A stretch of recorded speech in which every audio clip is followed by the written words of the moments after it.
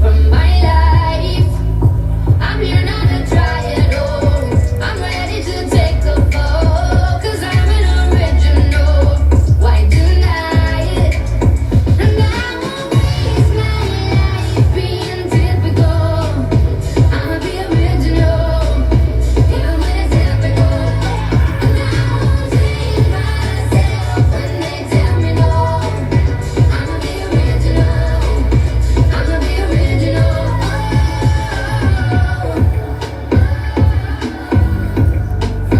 I'ma be original. I'ma be original.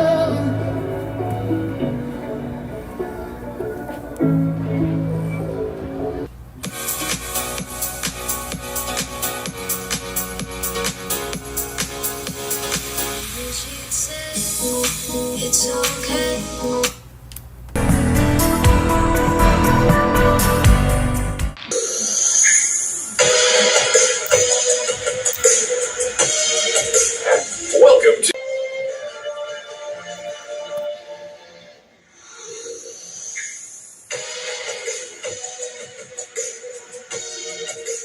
Welcome to Films and Stars. Welcome to Flims and Stars على قناة MBC4 Edits. Insider's Guide to the Movies.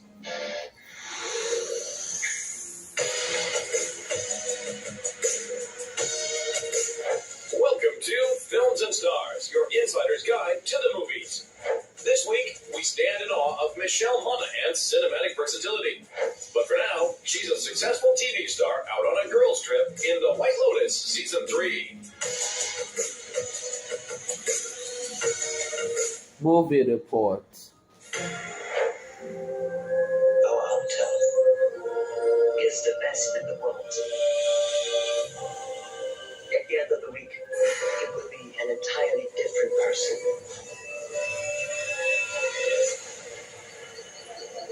To Thailand and a week of new memories. Fans of quirky dark comedy rejoice as the third season of the popular series The White Lotus is finally upon us. This Emmy Award-winning social satire once again boasts an all-star cast that heads to an A-list resort to unleash their worst, most privileged impulses. Written and directed by Mike White, this batch of episodes brings us to a new White Lotus hotel in a brand new location with a largely new cast, who were all very much into the earlier seasons. I'm going to help you bring your joy back. I'm such a big fan. Like, the first few seasons I love, and I used to say I want to be in White Lotus, but I don't know where I'd fit. I couldn't see myself in that world. And then I got the audition for Chelsea, and I was like, this could be it, this could be it. But I was actually so scared to do it. I think because I cared so much, I was like weirdly like putting off doing my self-tape. I was like, don't think I'm going to do it. And my friends were like, do you think you might be self-sabotaging here because you feel like you might get it? I love it just as much as everyone else loves it. Of course, being invited to be a part of it, you certainly want to do it justice, and you want to be in service of Mike's brilliance. You know, he's such a master of tone, and I think that is something that we all, were motivated by.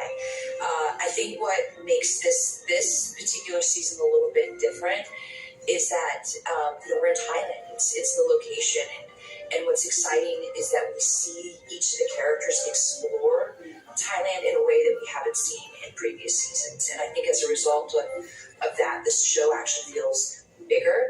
So many great locations. We moved around a ton. We switched hotels so many different times, and just to really explore the beauty of the island. I feel like Thailand's a character this season, and we get to see so much of it. Since the first season rolled out back in 2021, the series من انطلاق الموسم الأول عام 2021 أصبح المسلسل مشهور.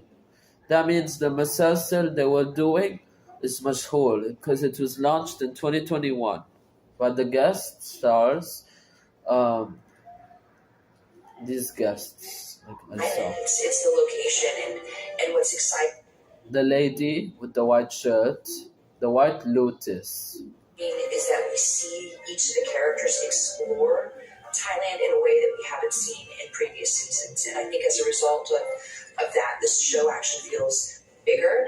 So many great locations. We moved around a ton. We switched hotels so many different times, and just to really explore the beauty of the island. I feel like Thailand's a character this season, and we get to see so much of it. Since the first season rolled out back in 2021, the series has become rather iconic, and its returning cast members were treated like royalty during the shoot.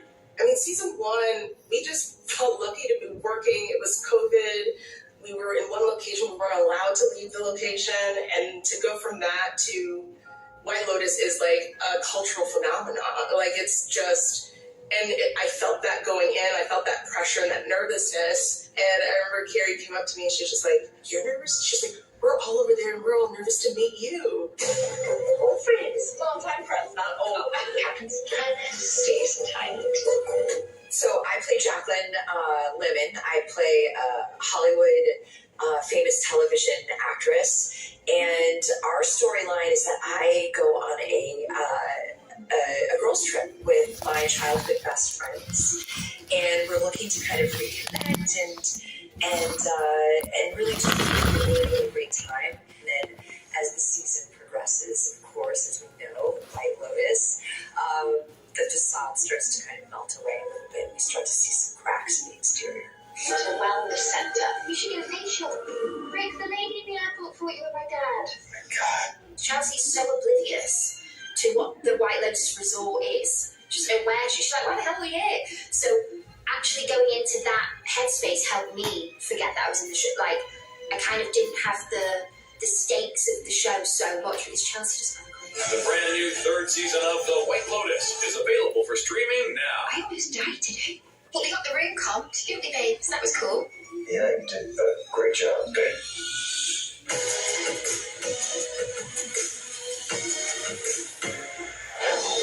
Michelle Monaghan started her career in showbiz as a model before segueing into acting. She soon became known for her versatility, surprisingly good in everything from comedy to action to intense drama. I think it's just people mistake me for being just like really, really happy all the time. It's like I really like to explore the darker sides of roles, and that is just, obviously that's what actors do. That's our job. One of her biggest early breaks was in the beloved dark comedy detective flick Kiss Kiss Bang Bang, opposite Robert Downey Jr. It's interesting. It's come back around now in like the latter years as a Christmas movie. It's kind of reinventing itself. In fact, people will always say to me like, "Oh, Kiss Kiss Bang Bang is my favorite Christmas movie." I was like, "Oh wow, that's right. It was set around Christmas time," and I never thought of it as that. But I'm glad that it's still, it's found its audience. It's a bit of a cult favorite, and it means so much to me because I'm so proud of that role and everybody in it. Right from the start of her career, Monaghan was working with big-name actors like Downey, Val Kilmer, Casey Affleck, and Jake Gyllenhaal. At first, she was a little starstruck. I'm nervous to meet everybody that I could potentially work with, and then you realize that they're just like you, and they're just doing their job, and everybody's just so nice and welcoming at the end of the day that it makes it much easier. Michelle has appeared in several rom-coms, such as Maid of Honor and The Heartbreak Kid, and knows that being funny is harder than it looks.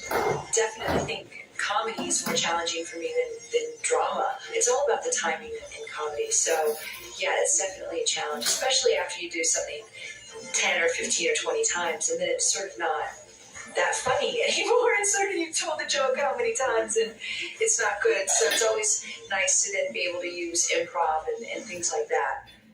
Among the big blockbusters on her resume is the Mission Impossible series, where she played the wife of Tom Cruise's character. She joined the team in the third installment, in which she gets kidnapped by a villainous Philip Seymour Hoffman. That was just such an extraordinary experience from beginning to end. Certainly that film, I think one of my first days on set actually was the scene it was the opening scene of that film with Philip and Tom. It was as intense as it looked like. Of course, Philip's such a tremendous actor and just such a talent we were so fortunate to be graced with. 2021 found her back with her Gone Baby Gone co-star Casey Affleck for the psychological thriller Every Breath You Take. Well, listen, that movie remains, a highlight. I'm very proud of that movie. And so this was a really great opportunity to kind of creatively reunite with Casey. And once we got in that creative space again, I was reminded of, really what a tremendous actor he is. Michelle Monaghan is clearly one of the most versatile stars in the business. Well, I think get to learn so much about myself, and it's really challenging for me, and I feel really, I'm always in awe of it, and sort of the fears that it kind of brings up in me, and I really just like going for it at the end of the day, and sort of kind of tackling those fears, I guess, and it's really fulfilling.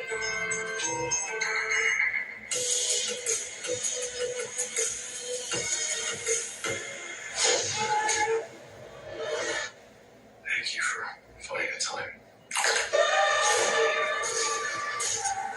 I will admit, it's not entirely unpleasant seeing you again. For fans, though, that might be an understatement, because after almost 7 years, the vigilante protector of Hell's Kitchen is back. Naturally, there was no other place to celebrate the premiere than in Daredevil City, New York. Yeah, I mean, I was born and raised here, so New York has a special place for me for work, for personal reasons. But there's, we always talk about New York being a character in a show, and I think we have to be here for the premiere. We have to be in this crazy building. Oh my God. It's beautiful and it's fun. It feels celebratory, which not all premieres feel. Sometimes it feels like a chore or a job. This really feels like a party. Premiere, Search the City. I can see you're not entirely convinced. Can you blame me? Born Again continues on from the 3 seasons of Daredevil on Netflix, now at a new home on Disney+. It's so great. We're so happy about the show being back, and we had such a great time shooting the first season. It was hard. It was difficult, but we pulled it off somehow, in some way. It seems like, and it's just very exciting. Yeah, I'm still pinching myself. I never believed this moment would happen. So, after all these years, I think it's been 6 years since we last had an episode released, and it's just surreal. It's a dream. I can't shake the feeling that you're gaining the system. Why did you stop being a vigilante? The lines crossed. First Kevin asked us to do, I think he asked you to do Spider-Man first. Welcome to